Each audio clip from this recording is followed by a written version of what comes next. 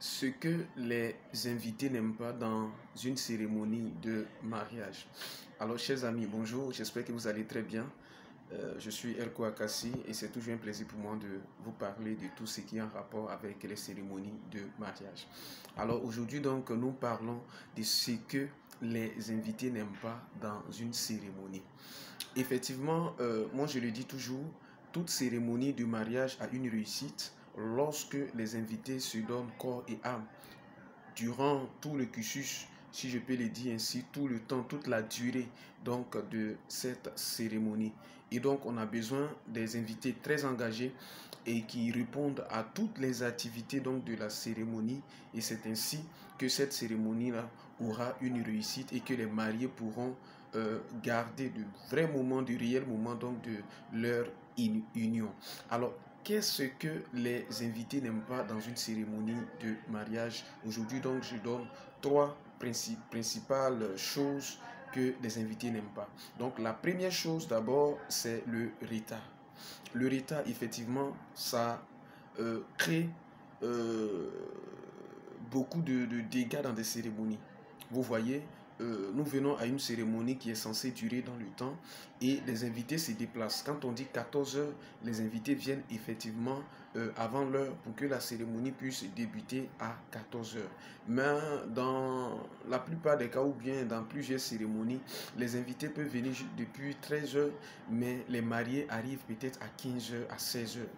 Et pour toutes ces personnes-là, ça crée vraiment quelque chose en eux parce qu'effectivement, ils ont un programme bien déterminé et ils souhaiteraient venir et après donc cette cérémonie du mariage vaquer à leurs occupations.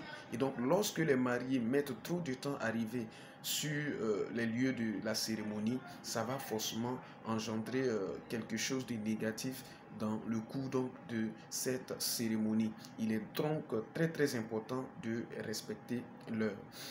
La deuxième chose donc qui agit négativement sur une cérémonie de mariage, c'est bien la durée. Et donc lorsque une cérémonie de mariage dure trop, effectivement, il y a des conséquences néfastes sur ceux qui sont venus participer à cette cérémonie. Effectivement, ce que doit avoir plus d'importance dans une cérémonie doit se faire, je ne dirais pas à la lettre, mais doit être très organisé.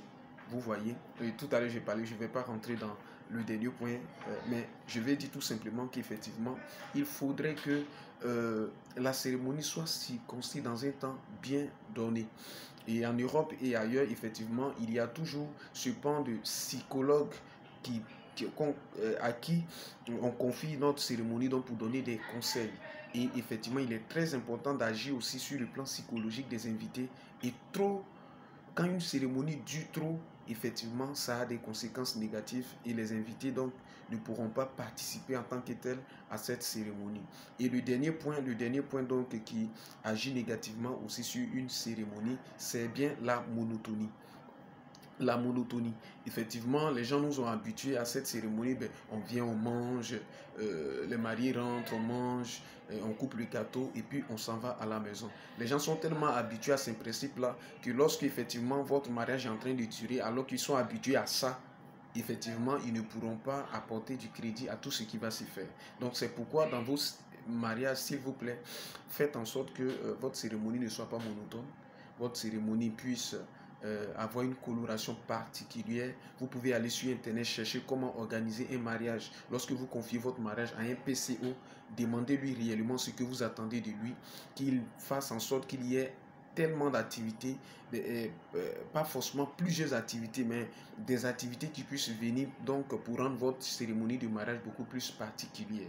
Alors c'est très important, c'est très important. Il faut tenir compte de ces trois éléments pour que les invités soient synchro avec vous durant votre cérémonie de mariage, à savoir respecter l'heure, la ponctualité est très importante, ne pas permettre à ce que la cérémonie dure trop. Dans les prochaines vidéos, je vous dirai en quelque sorte combien de temps qu'une cérémonie doit prendre, une cérémonie de mariage. Et en troisième lieu, éviter la monotonie. Il faut diversifier sa cérémonie. C'est un plaisir pour moi de toujours donc vous donner quelques conseils d'usage qui pourront vous aider dans l'organisation de votre cérémonie de mariage. Et n'oubliez pas, je suis disponible pour vous accompagner en tant que maître de cérémonie, mais en tant que conseiller aussi en organisation de mariage. Que Dieu vous bénisse. Bonne journée.